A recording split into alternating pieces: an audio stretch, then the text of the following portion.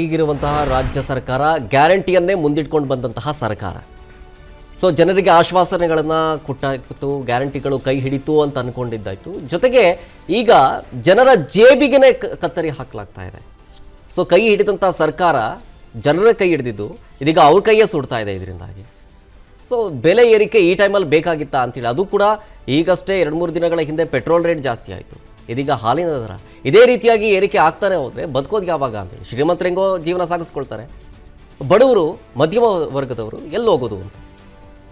Okay, first and foremost ಬೇರೆ ರಾಜ್ಯಗಳಿಗೆ ನಾವು ಕಂಪೇರ್ ಮಾಡ್ಕೊಳ್ಳೋದು ತಪ್ಪು. ಅದು ಪರಮ ಮೂರ್ಖತನ. ಅದು ಬೇರೆ ರಾಜ್ಯದಲ್ಲಿ ಜಾಸ್ತಿ ಇದೆ, ಬೇರೆ ರಾಜ್ಯದಲ್ಲಿ ಹಂಗಿದೆ, ಬೇರೆ ರಾಜ್ಯದಲ್ಲಿ ಹಿಂಗಿದೆ, ಹಾಗಾಗಿ ನಾವು ಅವ್ರನ್ನ ಮಾಡ್ಕೊಂಬಿಟ್ವಿ ಅಂತ ಅನ್ನೋದಿದೆಯಲ್ಲ, ಅದನ್ನು ಯಾರು ಸಮರ್ಥನೆ ಆ ಹಂತಕ್ಕೆ ಇಳಿಲೇಬಾರ್ದು. ಓಕೆ, ಬೇರೆ ರಾಜ್ಯದಲ್ಲಿ ಬೇರೆ ಬೇರೆ ಏನೇನೋ ಇದೆ, ನಮ್ಮ ರಾಜ್ಯದಲ್ಲೂ ಹಾಗೆ ಇರೋಕ್ಕಾಗುತ್ತೇನ್ರಿ? ಇಲ್ಲ. ಬೇರೆ ಬೇರೆ ರಾಜ್ಯದಲ್ಲಿ ಬೇರೆ ಬೇರೆ ಇನ್ನೊಂದು ಏನೇನೋ ಸಾವಿರ ಇದ್ದಾವೆ. ಅದನ್ನೆಲ್ಲ ಇಲ್ಲಿ ತೊಗೊಂಬರೋಕ್ಕಾಗತ್ತಾ? ಬೆಲೆ ಏರಿಕೆಯಲ್ಲಿ ಮಾತ್ರ ನಾವು ಬೇರೆ ರಾಜ್ಯನ ಕಂಪೇರ್ ಮಾಡಿಬಿಡ್ತೀವಿ ಅಂತಂದರೆ ಕಮಾನ್. ಈಗ ತಮಿಳ್ನಾಡು ತಗೊಳ್ಳಿ, ನಿಮಗೆ ಬಹುಶಃ ಭಾರತಕ್ಕೆ ಬರುವ ಎಲ್ಲ ಆಟೋಮೊಬೈಲ್ ಇಂಡಸ್ಟ್ರಿಗಳನ್ನು ಕೂಡ ತಮಿಳ್ನಾಡು ಒಂದೇ ಪಡ್ಕೊಳ್ತಾ ಇದೆ ಇವತ್ತು. ಆಂಧ್ರ ತಗೊಳ್ಳಿ, ಕಿಯಾಯಿಂದ ಹಿಡಿದು ನೀವು 10 ಆಟೋಮೊಬೈಲ್ ಇಂಡಸ್ಟ್ರಿಗಳು, ಅದರ ಜೊತೆಗೆ ಮೊಬೈಲ್ ಮ್ಯಾನುಫ್ಯಾಕ್ಚರಿಂಗ್ ಇಂಡಸ್ಟ್ರಿಗಳು ಆಂಧ್ರ ಪ್ರದೇಶ ಪಡ್ಕೊಂಡು ಸಾವಿರಾರು ಕೋಟಿ ರೂಪಾಯಿ ಅದರಿಂದ ಉತ್ಪಾದನೆ ಮಾಡಿಕೊಂಡು ಸಾವಿರಾರು ಜನಕ್ಕೆ ಅದರಿಂದ ಕೆಲಸ ಕೊಡ್ತಾ ಇದೆ. ಆ ರಾಜ್ಯದಲ್ಲಿದೆ, ನಮ್ಮ ರಾಜ್ಯದಲ್ಲಿ ಯಾಕಿಲ್ಲ? ನಮ್ಮಲ್ಲಿ ಸಾವಿರಾರು ಜನ ಬಂದರು, ನಾವು ಆ ಮ್ಯಾನುಫ್ಯಾಕ್ಚರಿಂಗ್ ಯೂನಿಟ್ ಓಪನ್ ಮಾಡ್ತೀವಿ ಅಂತ ಬಂದರು. ಹೀರೋ ಹೊಂಡಾದವ್ರು ಬಂದರು, ಬಿಟ್ಕೊಟ್ಟು ಕಳಿಸಿದ್ವಿ ಅವ್ರನ್ನ ಬೇರೆ ಊರಿಗೆ. ಇವರಿಗೆ ರಾಜ್ಯಗಳ ನಡುವೆ ಇರಬೇಕಾದಂಥ ಕಾಂಪಿಟೇಷನ್ನು ದರ ಏರಿಕೆಯಲ್ಲಿ ಇರಬೇಕಾ ಅಥವಾ ಬೇರೆ ಇನ್ನೊಂದರಲ್ಲಿ ಇರಬೇಕಾ? ಕೆಲಸ ಕೊಡಿಸೋದ್ರಲ್ಲಿ, ಅಭಿವೃದ್ಧಿಯಲ್ಲಿ, ಅವ್ರು ಯಾವುದೋ ತೊಗೊಂಡ್ಬರುವಂಥ ಒಂದು ಯೋಜನೆಯನ್ನು ಇಲ್ಲಿಗೆ ತರುವಲ್ಲಿ, ನಮ್ಮ ಗ್ಯಾರಂಟಿಗಳನ್ನು ಬೇರೆಯವ್ರು ಯಾರು ಹಾಕೊಂಡ್ಬಿಟ್ರು ಅನ್ನುವ ಧಿಮಾಕ್ನಲ್ಲೇ ತಿರುಗ್ತಾ ಇರಬಾರ್ದು 24 ಗಂಟೆ. ಅರ್ಥ ಮಾಡ್ಕೊಳ್ಳಿ, ಅದನ್ನು ನೇರವಾಗಿ ಹೇಳ್ತಾ ಇದ್ದೀನಿ ಇವತ್ತು. ನಾವು 5 ಗ್ಯಾರಂಟಿಗಳನ್ನು ತಂದ್ವಿ, ಆ 5 ಗ್ಯಾರಂಟಿಗಳನ್ನು ತೆಲಂಗಾಣ ಸರ್ಕಾರ ಕೂಡ ಬಳಸ್ಕೊಂಡ್ಬಿಡ್ತು. ಕಮಾನ್, ನೋಡ್ರಿ ನಾವು ಹೆಂಗೆ ಅದ್ಭುತವಾಗಿ ಎಲ್ರಿಗೂ ಮಾದರಿಯಾಗಿದ್ದೇವೆ. ಅದನ್ನು ಬಿಟ್ಟಾಕ್ಬೇಕು ಫಸ್ಟು. ಬೇರೆ ರಾಜ್ಯದಲ್ಲಿ ಅಭಿವೃದ್ಧಿ ಇನ್ನೊಂದು ಥರ ಆಗ್ತಾ ಇದೆ, ನಾವು ತಗೊಂಬಂದ್ವಾ? ಬೇರೆ ರಾಜ್ಯದಲ್ಲಿ ಒಂದು ದೊಡ್ಡ ಕಾರ್ಖಾನೆ ಲಕ್ಷಾಂತರ ಜನ ಕೆಲಸ ಕೊಡ್ತು, ತಗೊಂಬಂದ್ವಾ? ಬೇರೆ ರಾಜ್ಯದಲ್ಲಿ ಫಾರಿನ್ ಡೈರೆಕ್ಟ್ ಇನ್ವೆಸ್ಟ್ಮೆಂಟ್ ಲಕ್ಷಾಂತರ ಕೋಟಿ ರೂಪಾಯಿ ಹರಿದುಕೊಂಡು ಬಂತು, ನಮ್ಮ ರಾಜ್ಯಕ್ಕೆ ಎಷ್ಟು ಬಂತು? ಕಂಪೇರ್ ಮಾಡಿ ಅದನ್ನ. ಹೌದು, ಅವ್ರು ಬೆಲೆ ಏರಿಕೆ ಮಾಡಿಬಿಟ್ರು, ಅದಕ್ಕೋಸ್ಕರ ನಾವು ಮಾಡಿಬಿಟ್ವಿ ಅಂತಂದ್ರೆ ಇದು ಯಾವ ಸೀಮೆ ಕಂಪ್ಯಾರಿಸನ್ ರೀ? ಹೇಳ್ರಿ. ನಿಜ ನಿಜ. ನಮ್ಮ ಪಾಪ್ಯುಲೇಷನ್ ಬೇರೆ, ನಮ್ಮ ಹೈನುಗಾರಿಕೆ ಬೇರೆ, ಅವರ ಹೈನುಗಾರಿಕೆ ಬೇರೆ, ನಮ್ಮ ಹೈನುಗಾರಿಕೆ ಬೇರೆ, ನಮ್ಮಲ್ಲಿರುವ ರೈತಾಪಿ ವರ್ಗ ಬೇರೆ, ಅವರಲ್ಲಿರುವ ರೈತಾಪಿ ವರ್ಗ ಬೇರೆ, ನಮಗೆ ಸಿಗುವ ದಶಲಕ್ಷ ಲೀಟರ್ಗಳಷ್ಟು ಹಾಲಿನ ಸಂಖ್ಯೆ ಬೇರೆ, ಅವರಿಗೆ ಸಿಗುವ ಒಂದಿಷ್ಟು ಲಕ್ಷ ಹಾಲಿನ ಲೀಟರ್ ಸಂಖ್ಯೆ ಬೇರೆ, ಇದೆಲ್ಲ ಬೇರೆ. Everything differs. ಬರೀ ಬೆಲೆ ಏರಿಕೆ ಮಾತ್ರ ಕಂಪೇರ್ ಮಾಡ್ಕೊಂಡು ಕೂತ್ಕೊಂಡ್ಬಿಡೋದ? ಬೇರೆ ಏನು ಕಂಪೇರ್ ಮಾಡಲ್ವಾ? ಮೊನ್ನೆ ಇನ್ನೊಂದು ಬಾಲಿಶವಾದಂಥ ಸ್ಟೇಟ್ಮೆಂಟ್ ಒಬ್ಬ ಭಾಳ ದೊಡ್ಡ ನಾಯಕರೊಬ್ಬರು ಕೊಟ್ಟರು, ಕಾಂಗ್ರೆಸ್ನವರು. ಈ ಪೆಟ್ರೋಲ್ ಬಂತು, ಡೀಸೆಲ್ ಬೆಲೆ ಜಾಸ್ತಿ ಆದಾಗ ಯಾಕೆ ನೋಡ್ರಿ, ಬೇರೆ ಎಲ್ಲ ಕಡೆಗಳಲ್ಲೆಲ್ಲ ಸಿಕ್ಕಾಪಟ್ಟೆ ಜಾಸ್ತಿ ಇದೆ, ನಮ್ಮಲ್ಲೇ ಕಡಿಮೆ ಇರೋದು, ನಮ್ಮಲ್ಲಿ ಬಂದು ತುಂಬಿಸ್ಕೊಂಡು ಹೋಗ್ಬಿಡ್ತಾರೆ. ಎಂಥ ಸ್ಟೇಟ್ಮೆಂಟ್ ರೀ? ವೆರಿ ಚೈಲ್ಡಿಶ್, ರಬ್ಬಿಶ್ ಸ್ಟೇಟ್ಮೆಂಟ್ ಅದು. I would call it as a rubbish statement. ಏನು ತುಂಬಿಸ್ಕೊಂಡು ಹೋಗ್ಬಿಡ್ತಾರೆ? ಮತ್ತು ಯಾರಿಗೋ ಕಾಂಪೀಟ್ ಮಾಡೋದಕ್ಕೆ ನಾವು ಬೆಲೆ ಜಾಸ್ತಿ ಮಾಡಬೇಕಾ? ಅದಕ್ಕೊಂದು ವೈಜ್ಞಾನಿಕ ಕಾರಣ ಬೇಡವಾ? ನನಗೆ ನಿಮಗೆ ನಾಳೆ ಹೇಳಬೇಕಲ್ವಾ ಈ ಸರ್ಕಾರ? ಹೌದು, ವೈಜ್ಞಾನಿಕವಾಗಿ ನಾನು ಹಾಲು ಖರೀದಿ ಮಾಡೋ ನಾನು, ನೀವು ಹಾಲು ಖರೀದಿ ಮಾಡೋರು ನೀವು, ಗ್ರಾಹಕರು ನೀವು. ಹೌದು. ಹೈನುಗಾರರು ಯಾರು ಹೈನುಗಾರಿಕೆ ಮಾಡ್ತಾರೆ ಅವರು ಹಾಲನ್ನು ತಂದು ಆ ನಂದಿನಿಯ ಕೇಂದ್ರಗಳಲ್ಲಿ ಹಾಕಿ ಹೋಗುವವರು ಅವರು. 28% ಅದೆಷ್ಟೋ ಫ್ಯಾಟ್ ಇದೆ, ಇಷ್ಟು ದುಡ್ಡು ಅಂತ ಕೊಡೋರು ಸರ್ಕಾರದವರು ಅಥವಾ KMFನವರು. ವೈಜ್ಞಾನಿಕವಾಗಿ ಯಾಕೆ ಜಾಸ್ತಿ ಮಾಡಿದ್ರಿ ಅಂತ ನಾನು ಕಾರಣ ಕೇಳ್ತೀನಿ. ವೈಜ್ಞಾನಿಕವಾಗಿ ನನಗೆ ಉತ್ತರ ಕೊಡಿ. Give me an answer which is scientific, which is logical, please. ಕೊಡ್ತೀರಾ ಕೊಡಲ್ವಾ? ಅದು ಬಿಟ್ಬಿಟ್ಟು ಅವ್ರು ಜಾಸ್ತಿ ಮಾಡಿದ್ರು ನಾವು ಜಾಸ್ತಿ ಮಾಡಿದ್ವಿ, ಅವ್ರು ಹಂಗಂದ್ರು ನಾವು ಹಿಂಗಂದ್ವಿ, ಅವ್ರು ಕಡಿಮೆ ಮಾಡಿದ್ರು ನಾಳೆ ನೀವು ಕಡಿಮೆ ಮಾಡ್ತೀರಾ? ಮಾಡೋದಿಲ್ಲ. ಅವ್ರು ನಾಳೆ ಫ್ರೀ ಕೊಡ್ತಾರೆ, ಹಾಲು ಫ್ರೀ ಕೊಡ್ತೀರಾ? ನಾಳೆ ತಮಿಳ್ನಾಡು ಸರ್ಕಾರ ಫ್ರೀ ಕೊಡ್ತೀವಿ ಇಡೀ ತಮಿಳ್ನಾಡಿನ ಜನಕ್ಕೆ ಅಂತ ಘೋಷಣೆ ಮಾಡ್ತಾರೆ, ಕೊಡ್ತೀರಾ ನೀವು? ಸಾಧ್ಯನಾ? ಆಗುತ್ತಾ ಅದು? ಅವಾಗ ಬೇರೆ ರೀಸನ್ ಕೊಡ್ತಾರೆ. ಆಗತ್ತಾ? Practically possible? ಪ್ರಾಕ್ಟಿಕಲಿ ವಯಬಲ್ ಏನ್ರಿ ಅದು? ಇಲ್ಲ. ಶರತ್ ನಿಮ್ಮನ್ನ ಕೇಳ್ತಾ ಇಲ್ಲ ಇಲ್ಲ. ಸರ್. Practically possible? ಸಾಧ್ಯನೇ ಇಲ್ಲ. ನಾಳೆ ಹೇಳತ್ತೆ ಇನ್ನೊಂದು, ಕೇರಳ ಸರ್ಕಾರ ನಾಳೆ ಹೇಳುತ್ತೆ, ನಾವು ಪೇಡ, ಬೂಂದಿ, ಮೈಸೂರು ಪಾಕು ಪ್ರತಿದಿನ ಜನಕ್ಕೆ ಫ್ರೀ ಕೊಡ್ತೀವಿ. ಕೊಡ್ತೀರಾ ನೀವು? ಇಲ್ಲ. ಕಮಾನ್, ಇಷ್ಟೊಂದು ಅಡಾಸಿಟಿ ಇರಬಾರ್ದು. ಆಮೇಲೆ ನೀರಿಗೆ ಹೋಲಿಕೆ ಮಾಡ್ಕೊಳ್ಳೋದಂತೆ. ನೀರಿಗೆ 1 ಲೀಟ್ರಿಗೆ 25 ರೂಪಾಯಿ ಕೊಡ್ತೀರಿ. ಹೌದು. 70 ರೂಪಾಯಿಗೆ 5 ಲೀಟರ್ ನೀರು ಬರುತ್ತೆ, ಕೊಡ್ತೀರಾ? ಹಾಲ್ನ 5 ರೂಪಾಯಿ ಕಾಯಿನ ಹಾಕಿದ್ರೆ ನೀರು ಬರುತ್ತೆ, ಕೊಡ್ತೀರಾ? 20 ಲೀಟರ್ ನೀರು ಬರುತ್ತೆ, ಕೊಡ್ತೀರಾ? 5 ರೂಪಾಯಿ ಕಾಯಿನಿಗೆ ಹಾಲು ಕೊಡ್ತೀರಾ ಹೇಳಿ? ಯಾವುದೋ 1 ಲೀಟ್ರು ಅಥವಾ 19 ರೂಪಾಯಿದೋ 20 ರೂಪಾಯಿದೋ ಇರೋ ಬಿಸ್ಲರಿ ಕಿನ್ಲಿ ಇಟ್ಕೊಂಡ್ಬಿಟ್ಟು ಉದಾಹರಣೆ ಕೊಟ್ಬಿಡೋದಲ್ಲ. 5 ರೂಪಾಯಿ ಕಾಯಿನ ಹಾಕಿದ್ರೆ ನಿಮ್ಮದೇ ಆರೋ ಪ್ಲಾಂಟ್ಗಳಲ್ಲಿ ನೀರು ಬರುತ್ತೆ, ಕೊಡ್ತೀರಾ? ಬ್ಯಾಡ್ರಿ, ನಮ್ಮ ಊರ ಕಡೆಗಳಿಗೆ ಬನ್ರಿ, ನಮ್ಮ ಜನ ನೀರಿನ ಜೊತೆಗೆ ಮಜ್ಜಿಗೆನೂ ಕೊಡ್ತಾರೆ ಫ್ರೀಯಾಗಿ. ಕೊಡ್ತೀರಾ ಹಾಲು ಫ್ರೀಯಾಗಿ? ಹೇಳಿ ನೀವು ನನಗೆ. ಆಮೇಲೆ 50 ml ಮಾತ್ರ ಕೊಡ್ತಾ ಇದ್ದೀವಿ ನಾವು. 50 ml ಕೊಟ್ಬಿಟ್ಟು 2 ರೂಪಾಯಿ ಜಾಸ್ತಿ ಮಾಡ್ತಾ ಇದ್ದೀವಿ ನಾವು. ಕೇಳಿದ್ವಾ ನಾವು ನಿಮ್ಗೆ 50 ml ಕೊಡಿ ಅಂತ? ನಾಳೆ ಇನ್ನೊಂದು ಬಂದ್ಬಿಡ್ತಾರೆ ಅನ್ಕೊಳ್ಳಿ, 200 ml ಪ್ಯಾಕೆಟ್ ಬರುತ್ತೆ. ನಿಮ್ಗೆ ನೆನಪಿರ್ಲಿ, ಈ ನಂದಿನಿ ಹಾಲಿಂದು ಮತ್ತು ಮೊಸರಿಂದು 250 ml ಬರಲ್ಲ, 1/4 ಲೀಟರ್ ಬರಲ್ಲ, 200 ml ಮಾತ್ರ ಬರೋದು. It is not 250 ml. Okay, ಇದನ್ನ ತಲೆಯಲ್ಲಿ ಇಟ್ಕೊಳ್ಳಿ. ಓಕೆ, 200 ml ಮಾತ್ರ ಬರೋದು. 200 ml ನ ನಾಳೆ ನಿಲ್ಸ್ಬಿಡ್ತೀವಿ. ನಾವು ಕೊಡೋದೇ 1 ಲೀಟರ್. ತಗೊಳಂಗಿದ್ರೆ ತಗೊಳ್ಳಿ, ಇಲ್ಲ ಅಂದ್ರೆ ಇಲ್ಲ ಅಂದ್ಬಿಡ್ತಾರೆ. ಅವಾಗೇನಾದ್ರೂ ತಗೋಬೇಕಾ ನಾವು ಕೊಡೋದೇ 750 ml ಅಂತ ಇನ್ನೊಂದು ಹೊಸ ಪ್ಯಾಕೆಟ್ ತಂದ್ಬಿಡ್ತಾರೆ. ಓಕೆ, ಆದರೂ ತಗೋಬೇಕಾ ನಾವು? ಇದು ಬಹಳ ಪ್ರಾಬ್ಲಮ್ಯಾಟಿಕ್. ಇದು ಈ ಥರದ ಸ್ಟೇಟ್ಮೆಂಟ್ಗಳನ್ನು ವೈಜ್ಞಾನಿಕವಾದಂಥ ಕಾರಣಗಳಿಗೆ ಜನರಿಗೆ ಕೊಡದೆ, ಲಾಜಿಕಲ್ ಕಾರಣಗಳನ್ನು ಜನರಿಗೆ ಕೊಡದೆ ಹೇಳೋದಿದೆಯಲ್ಲ, ಜನ ಸುಮ್ಮನಿರಲ್ಲ ರೀ. ಆಮೇಲೆ ಇಟ್ಸ್ ಎ ಕ್ಯಾಸ್ಕೇಡಿಂಗ್ ಎಫೆಕ್ಟ್. ನಿಮ್ಗೆ ಹೇಳ್ತೀನಿ ಕೇಳಿ, ಏನು ಕ್ಯಾಸ್ಕೇಡಿಂಗ್ ಎಫೆಕ್ಟ್ ಬ್ರದರ್?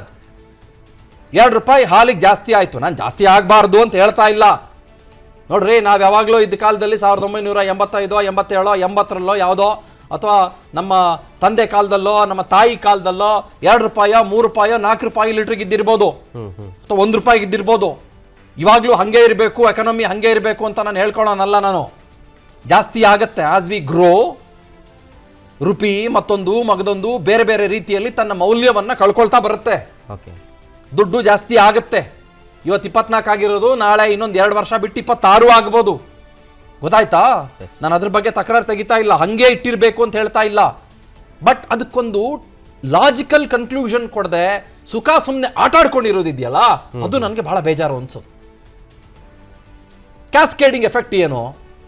ಈಗ ಪೆಟ್ರೋಲ್ಗೆ ಬರ್ತೀನಿ ನಾನು. ಕ್ಯಾಸ್ಕೇಡಿಂಗ್ ಎಫೆಕ್ಟು, ಈಗ ಯಾರೋ ಒಬ್ರು 1000 ಗಾಡಿಗಳನ್ನ ಇಟ್ಕೊಂಡಿದ್ದಾರೆ ಅಂತ ಅನ್ಕೊಳ್ಳಿ. 1000 ಗಾಡಿಗಳ ಬಸ್ಸು ಮಾಲೀಕರು, ಆಯ್ತಾ? 1000 ಗಾಡಿಗಳ ಬಸ್ ಮಾಲೀಕರು 1000 ಗಾಡಿಗಳಿಗೆ ಡೀಸೆಲ್ ಹಾಕ್ಸ್ಬೇಕು. 1 ಲೀಟರ್ಗೆ 3 ರೂಪಾಯಿ ಎಕ್ಸ್ಟ್ರಾ. ಎಷ್ಟು ಹೊರ ಬಿತ್ತು? ನಾಳೆ ಏನ್ ಮಾಡ್ತಾರೆ? 1000 ಗಾಡಿಗಳ ಮಾಲೀಕ ಏನ್ ಮಾಡ್ತಾರೆ? ಅವರು ಒಂದೊಂದು ಟಿಕೆಟ್ಗೆ 20 ರೂಪಾಯಿ ಜಾಸ್ತಿ ಮಾಡ್ತಾರೆ. ಹೌದಾ? ನಿಜ ನಿಜ. It's A cascading effect.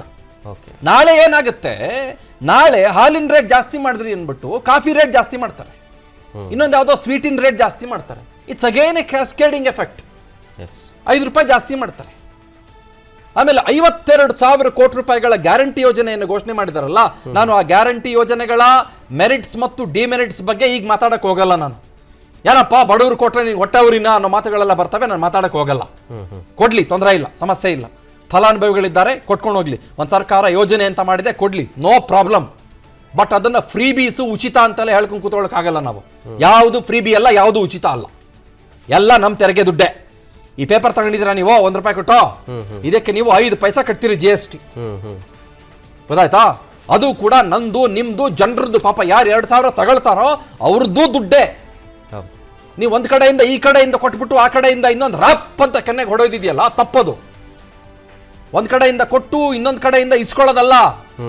ಒಂದ್ ಕಡೆಯಿಂದ ಕೊಟ್ಟು ಇನ್ನೊಂದ್ ಕಡೆಯಿಂದ ಬಾಪ ಇನ್ನ ಬಾ ಆಮೇಲೆ ಟ್ರಪ್ ಅಂತ ಹೊಡೆಯೋದಿದ್ದು, ಬಾರಿಸೋದಿದು. ಇದು ಬೆಲೆ ಜಾಸ್ತಿ ಅಂತ ಕರೀತಾ ಇರೋದು ನಾನು. ಓಕೆ, 52,000 ಕೋಟಿ ರೂಪಾಯಿಗಳು. ನಮ್ಮ ರಾಜ್ಯದ ಬಜೆಟ್ 3,27,000 ಕೋಟಿ. ಗೊತ್ತಾಯ್ತಾ? 52,000 ಕೋಟಿ ರೂಪಾಯಿಗಳು ಒಂದ್ ಕಡೆ ಎತ್ತಿಟ್ಬಿಟ್ಟು ಆಗಿದೆ ಅವರು ಗ್ಯಾರಂಟಿ ಯೋಜನೆಗಳಿಗೆ ಅಂತ. ಅದನ್ನ ಸಮತೋಲನಗೊಳಿಸೋದಕ್ಕೆ ಮುದ್ರಾಂಕ ಯೋಜನೆ 400% ಜಾಸ್ತಿ ಮಾಡಿದ್ರು, ನೋಂದಣಿ ಶುಲ್ಕ ಜಾಸ್ತಿ ಮಾಡಿಕೊಂಡ್ರು. ಮದ್ಯ ಮಾರಾಟ 18 ಸ್ಲ್ಯಾಬ್ಸ್ ರೇ. ಬೆಳಗ್ಗೆ ಹಾಲು, ರಾತ್ರಿ ಆಲ್ಕೋಹಾಲು, ಅದೂ ಜಾಸ್ತಿ ಆಯಿತು. ಬೆಳಗ್ಗೆ ಹಾಲು ಜಾಸ್ತಿ ಆಯಿತು, ರಾತ್ರಿದು ಆಲ್ಕೋಹಾಲ್ ಕುಡಿಯೋರಿಗೆ ಆಲ್ಕೋಹಾಲು ಜಾಸ್ತಿ ಆಯಿತು.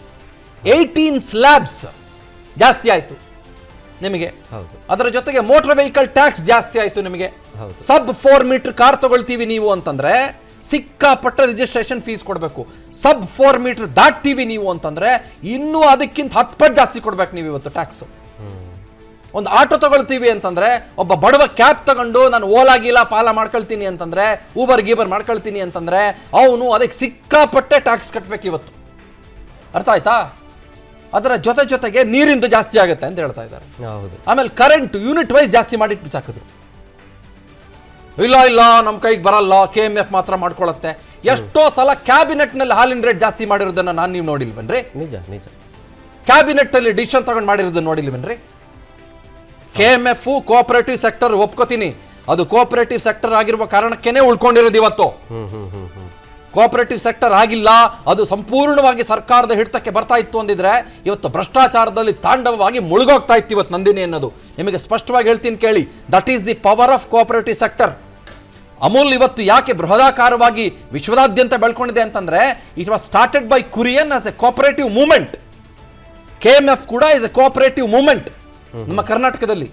ಅರ್ಥ ಮಾಡ್ಕೊಳ್ಳಿ, ಇಲ್ಲಿ ಸರ್ಕಾರದ ಪಾಲುದಾರಿಕೆ ಕಡಿಮೆ ಅಂದ್ರೂ ಕೂಡ ಸರ್ಕಾರದ ಪಾಲುದಾರಿಕೆ ಇಲ್ವೇ ಇಲ್ಲ ಅಂತ ಹೇಳಕ್ ಆಗಲ್ಲ. ಸರ್ಕಾರ ರಿಕ್ವೆಸ್ಟ್ ಮಾಡ್ಕೋಬಹುದು, ಸರ್ಕಾರ ಹೇಳ್ಬೋದು ಬೇಡ ಜಾಸ್ತಿ ಮಾಡಬೇಡಿ ಅಂತ ಸರ್ಕಾರ ಕೇಳ್ಬೋದು. ಗೊತ್ತಾಯ್ತಾ? ಆ ರೀತಿಯಲ್ಲಿ ಸರ್ಕಾರ ಇಲ್ಲಿ ಕೈ ತೊಳ್ಕೊಂಡ್ಬಿಟ್ಟು ಚೆನ್ನಾಗಿ ಸೋಪ್ ಹಚ್ಕೊಂಡ್ಬಿಟ್ಟು ಹಿಂಗ್ ಬಿಟ್ಬಿಡಕ್ ಆಗಲ್ಲ. ಇವ್ರಿಗೆ ಇನ್ನೂ ಒಂದು ಪ್ರಾಬ್ಲಮ್ ಏನು ಅಂತ ಹೇಳ್ಬಿಡ್ತೀನಿ ಕೇಳಿ. ನಿಯರ್ಲಿ 45 lakh ಲೀಟರ್ಸ್ ಆಫ್ ಹಾಲು ಉತ್ಪಾದನೆ ಆಗುತ್ತೆ. 45 lakh ಲೀಟರ್ಸ್ ಆಫ್ ಹಾಲು ಉತ್ಪಾದನೆ ಆಗುತ್ತೆ. ಇವರು ಏನ್ ಮಾಡ್ತಾರೆ, ಅದರಲ್ಲಿ ಖರ್ಚಾಗೋದು ಒಂದಿಷ್ಟು 35ರಿಂದ 36 ಲಕ್ಷ ಲೀಟರ್ಗಳಷ್ಟು ಹಾಲು. ಇನ್ ಮಿಕ್ಕ ಲಕ್ಷ ಲೀಟರ್ಗಳಷ್ಟು ಹಾಲನ್ನ ಏನ್ ಮಾಡ್ತಾರೆ ಅಂತಂದ್ರೆ ಸಬ್ ಪ್ರಾಡಕ್ಟ್ಸ್ ಆಫ್ ಮಿಲ್ಕ್, ಮೊಸರು, ದೂದ್ ಪೇಡ, ಮತ್ತೊಂದು ಫ್ಲೇವರ್ಡ್ ಮಿಲ್ಕು, ಧಾರವಾಡ ಪೇಡ, ಅದು ಇದು ಬೇರೆ ಬೇರೆದಕ್ಕೆಲ್ಲದಕ್ಕೂ ಕೂಡ ಬಳಸ್ತಾರೆ. ಹೌದು, ಆಯ್ತಾ? ಇನ್ನೂ ಒಂದಿಷ್ಟು ಲಕ್ಷ ಲೀಟರ್ಗಳಷ್ಟು ಹಾಲು ಉಳಿಯುತ್ತೆ. ಅದನ್ನು ಏನು ಮಾಡ್ತಾರೆ ಅಂತಂದ್ರೆ ಮಿಲ್ಕ್ ಪೌಡರ್ ಮಾಡ್ತಾರೆ, ಹಾಲಿನ ಪುಡಿ ಮಾಡ್ತಾರೆ. ಎಷ್ಟು ಅಂತ ಹಾಲಿನ ಪುಡಿ ಮಾಡೋಕ್ಕಾಗುತ್ತೆ? ಎಷ್ಟು ಮಾಡೋಕ್ಕಾಗುತ್ತೆ ಹಾಲಿನ ಪುಡಿ? ಜಾಸ್ತಿ ಮಾಡೋಕ್ಕಾಗಲ್ಲ ಹಾಲಿನ ಪುಡಿ. ನೀವು ಅರ್ಥ ಆಯ್ತಾ? ಹಾಲಿನ ಪುಡಿಯನ್ನು ಎಷ್ಟು ಅಂತ ಮಾಡಿ ಎಷ್ಟು ಅಂತ ಅದನ್ನು ಬೂಸ್ಟ್ ಇಡಿಸ್ಕೊಡ್ತೀರಿ ಅದಕ್ಕೆ ನೀವು. ಆ ಕಾರಣಕ್ಕೋಸ್ಕರ ಇವರು ಕೋವಿಡ್ ಟೈಮ್ನಲ್ಲಿ ಗೌರ್ಮೆಂಟ್ ಏನು ಮಾಡ್ತು, ಕೋವಿಡ್ ಟೈಮ್ನಲ್ಲಿ ಎಲ್ರಿಗೂ ಕೂಡ ಹಾಲು ಕೊಟ್ಕೊಂಡ್ಬಂತು. ಎಲ್ಲ ಸಂದರ್ಭಗಳಲ್ಲಿ ಕೂಡ ಹಾಲು ವೇಸ್ಟ್ ಆಗಿಬಿಡುತ್ತೆ ಅನ್ನೋ ಕಾರಣವೂ ಒಂದು, ಜೊತೆಗೆ ಜನರಿಗೆ ಹಾಲು ಸಿಗಲಿ ಅನ್ನೋ ಕಾರಣವೂ ಕೂಡ ಒಂದು. ಯಾರೋ ಪರ್ಚೇಸ್ ಮಾಡ್ತಾ ಇರಲಿಲ್ಲ ಆ ಕಾರಣಕ್ಕೆ ಒಂದು. ಗೊತ್ತಾಯ್ತಾ? ಇವರು 50 ml ಯಾಕೆ ಹಾಕೊಡ್ತಾರೆ ಅಂತಂದ್ರೆ, ನಾನು ಹೇಳ್ತೀನಿ, ಹಾಲು ವೇಸ್ಟ್ ಆಗ್ತಾ ಇದೆ ಅನ್ನೋ ಕಾರಣಕ್ಕೆ. ನಮಗೇನೋ ಉಪಕಾರ ಆಗಬೇಕು, ಉದ್ಧಾರ ಆಗಬೇಕು ಅನ್ನೋ ಕಾರಣಕ್ಕಲ್ಲ. 50 ml ಹಾಲಲ್ಲ, 100 ml ಹಾಕೊಡ್ತಾರೆ ಬೇಕಾದ್ರೆ. ಯಾಕೆ ಅಂದ್ರೆ ಹಾಲು ವೇಸ್ಟ್ ಆಗ್ತಾ ಇದೆ, ತುಂಬಾ ವೇಸ್ಟ್ ಆಗ್ತಾ ಇದೆ ಹಾಲು. ಗೊತ್ತಾಯ್ತಾ? ಅದು ಹಸಿದ ಹೊಟ್ಟೆಗಳಿಗೆ ನಿಜವಾಗ್ಲೂ ಕೂಡ ಸೇರ್ತಾ ಇಲ್ಲ. ಕೆಲವು ಕಡೆಗಳಲ್ಲಿ ಸೇರ್ತಾ ಇದೆ, ಹಲವು ಕಡೆಗಳಲ್ಲಿ ಸೇರ್ತಾ ಇಲ್ಲ.